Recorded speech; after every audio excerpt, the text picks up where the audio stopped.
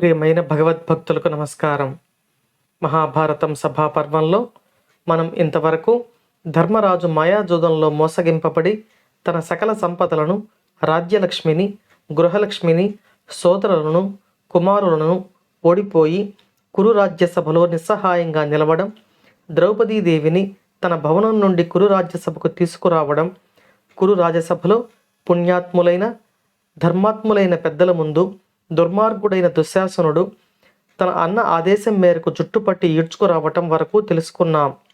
ఇప్పుడు ఈ భాగంలో మహామహులైన ధర్మ సంపన్నులు పుట్టిన కురువంశంలో ఆ కురు రాజసభలో తమ ఇంటి కోడలికి జరుగుతున్న పరాభవాన్ని ప్రశ్నించలేని, ఆపలేని కురు గురు వృద్ధులు ఉన్న సభలో ఏమి జరుగుతోందో మనం ఈ భాగంలో తెలుసుకుందాం.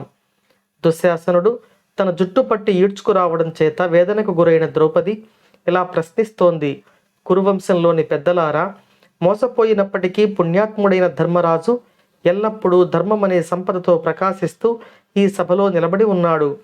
కానీ అతను ధర్మం తప్పడు.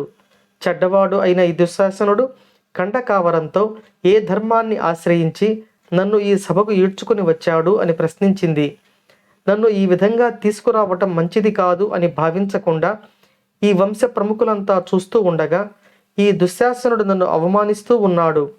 ధర్మాలు పూర్తిగా తెలిసిన వారిగా పేరు పొందిన ఈ భరతవంశం ఈనాడు అధర్మానికి నిలయం అయింది అని కోపించి భయపడి శ్రీకృష్ణ పరమాత్మను స్మరించింది.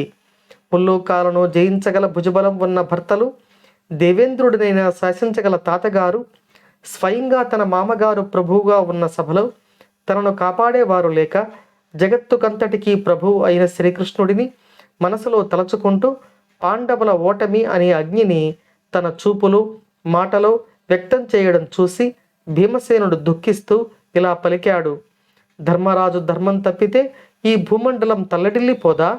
స్నేహంగా ఆడుకునే జోదానికి, ధర్మం కొరకు చేసే యుద్ధానికి ఇతరులు పలుమార్లు పిలిస్తే ప్రభువైన వాడు అందుకు నిరాకరించకూడదు అనే క్షత్రియ ధర్మాన్ని లోకంలో ఈరోజు ధర్మరాజు నిలిపాడు.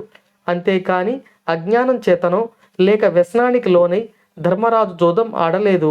ధర్మజుని శాశ్వతమైన ధర్మనిష్ట వల్ల తాత్కాలికంగా అధర్మపురులైన వారు ధర్మరాజు సంపదలు హరించారు అని పలికాడు.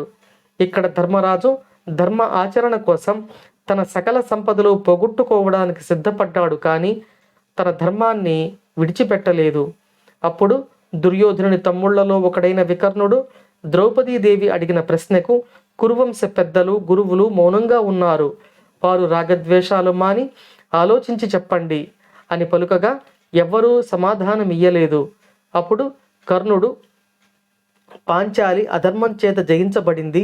ఈ వంశపు కోడలి అయిన ఆమెను, ఒకే వస్త్రం ధరించి ఉన్నదాన్ని ఇక్కడికి తీసుకుని రావటం అన్యాయం అని పలికాడు. అప్పుడు ఈ మాటలు పలికిన వికర్ణుడిని కర్ణుడు నిందించాడు. అప్పుడు కర్ణుడు ఇలా పలికాడు: ద్రౌపదీదేవి పెక్కుమంది భర్తలు కలది. ఇలాంటి దానిని బట్టలు లేకుండా నగ్నంగా తెచ్చినా తప్పు లేదు అనే విషపూరితమైన పలుకులు పలికాడు.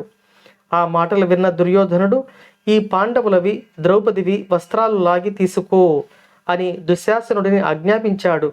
దానిని తెలుసుకుని పాండవులు తమ పై బట్టలు ముందే తీసిపెట్టి ఆ సభలో నిలిచారు. ఇది చేయకూడదు అని మనసులో విచారింపక అడ్డులేని వాడై ఆ ద్రౌపదీదేవి కట్టుకున్న వస్త్రాన్ని నిస్సంకోచంగా నిండు సభలో దుశ్శాసనుడు పట్టి లాగాడు. అతడు ఎంత లాగుతూ ఉన్నా తొలగించబడినటువంటి వస్త్రం వంటి వస్త్రమే ఎడతెగకుండా రావడం చూసి సభ్యులంతా సంతోషించారు. ఆ వస్త్రం గుట్టపడగా దుశ్శాసనుడు ఇక లాగలేక పట్టు విడిచి సిగ్గుతో ఊరకుండిపోయాడు. కులకాంతకు ఇంతకంటే ఘోరావమానం ఏముంది? అంతమంది పెద్దలు, గురువులు సభలో ఉండి దానిని ఆపలేకపోయారు. ధృతరాష్ట్రుడు చక్రవర్తిగా ఉన్న సభలో తన సొంత కోడలికి ఇంత అవమానం జరుగుతూ ఉంటే ఆపలేకపోయాడు. ఈ విధంగా దుశ్శాసనుడు చేసిన అవమానాన్ని చూచి భీమసేనుడు యమునిలా అందరూ వినేటట్లు ఇలా పలికాడు: కురువంశపు పెద్దలు, గురువులు, వృద్ధులు, బంధువులు అందరూ చూస్తూ ఉండగా పొగరెక్కి ద్రౌపదిని ఈ విధంగా చేసిన దుశ్శాసనుడిని దుర్యోధనుడు చూస్తూ ఉండగానే లోక భయంకరమైన రీతిలో వధించి అతని వక్షస్థలంలోని రక్తాన్ని భయంకరమైన ఆకారం ధరించి నేను తాగుతాను అని శపథం చేశాడు. కొడుకులతో కూడి ఉన్న ధృతరాష్ట్రుడిని ఛీ అని నిందిస్తూ ద్రౌపది అడిగిన ప్రశ్నకు సమాధానం చెప్పక పెద్దలైన రాజులు అశ్రద్ధ చేశారని అంటూ ఉండగా విదురుడు చేతులు పైకెత్తి అందరినీ మాట్లాడకుండా ఆపి ఇలా పలికాడు: ద్రౌపదీదేవి అడిగిన ప్రశ్నకు సమాధానం ఆలోచించండి, లేకపోతే ఈ సభలోని వారందరికీ ఆ పాపం అంటుకుంటుంది అని పలికాడు. వికర్ణుడు చిన్నవాడైనా స్పష్టంగా ధర్మాన్ని చెప్పాడు. అన్ని చోట్ల ధర్మం యొక్క సరైన అర్థాన్ని నిర్ణయించడం ఎవరికీ సాధ్యం కాదు అని పలుకగా ఆ కురువంశంలోని పెద్దలు ఎలా స్పందించారో, ఆ తర్వాత ఏమి జరిగిందో మనం తర్వాతి భాగంలో తెలుసుకుందాం. ఓం నమో భగవతే వాసుదేవాయ.